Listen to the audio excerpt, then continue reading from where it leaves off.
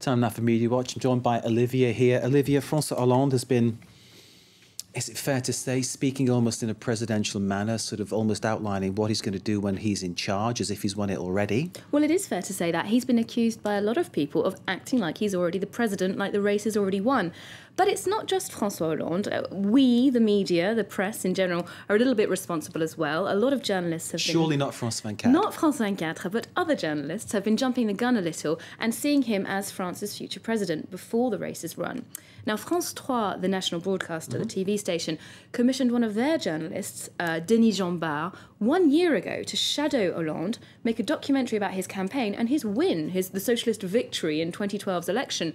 Now, what's so funny about this is that a year ago, no one really knew who the 10 candidates were going to be, but this Denis Jambard was so convinced, he's made a film, and France 3 has already planned to show this film on the 7th of May, which is the day after the election. So they're really banking on the fact that he's going to get elected because they've done their programming schedule.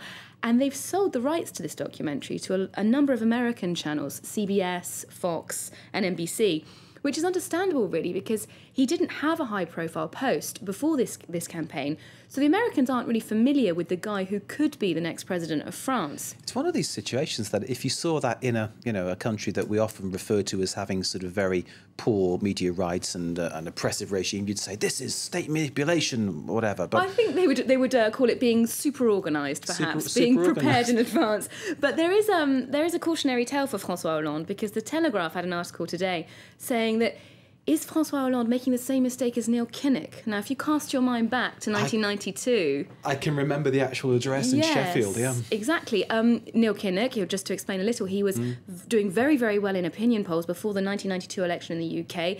Everyone thought Labour was going to make a comeback, but in fact it was John Major who scooped the election in the end. So they're saying, really, don't count your chickens before they've hatched. Indeed, indeed. What's next, Olivia?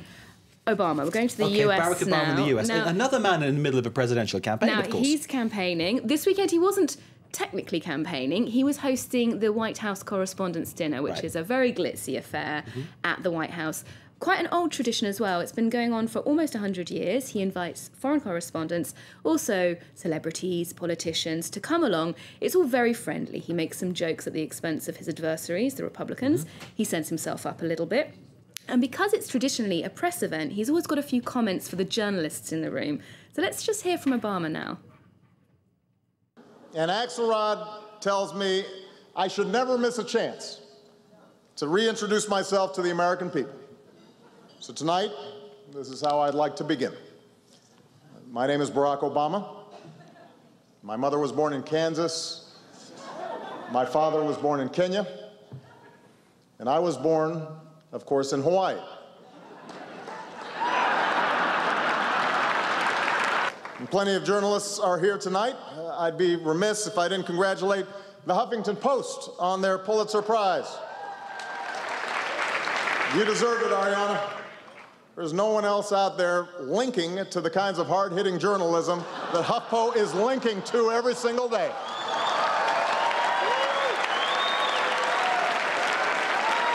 Give them a round of applause. And you don't pay them, it's a great business model.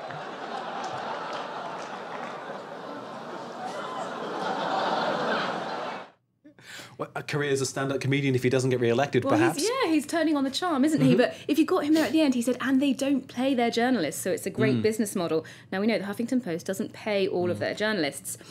Arianna Huffington, the editor of the website that recently won, as he said, a Pulitzer for journalism, she's a Democrat, so you think that she might have taken this joke on the chin. But actually, the following day, she gave an interview where she had her own dig to make at Barack Obama, notably about how he's running his campaign. Now, let's hear from her. Using the Osama bin Laden assassination, killing, the great news that we had a year ago, in order to say basically that Obama did it and Romney might not have done it, which is that's the crucial difference which is the message. You think the president is capitalizing on that? Well, I don't think there should be an ad about that. But to turn it into a campaign ad is one of the most despicable things you can do.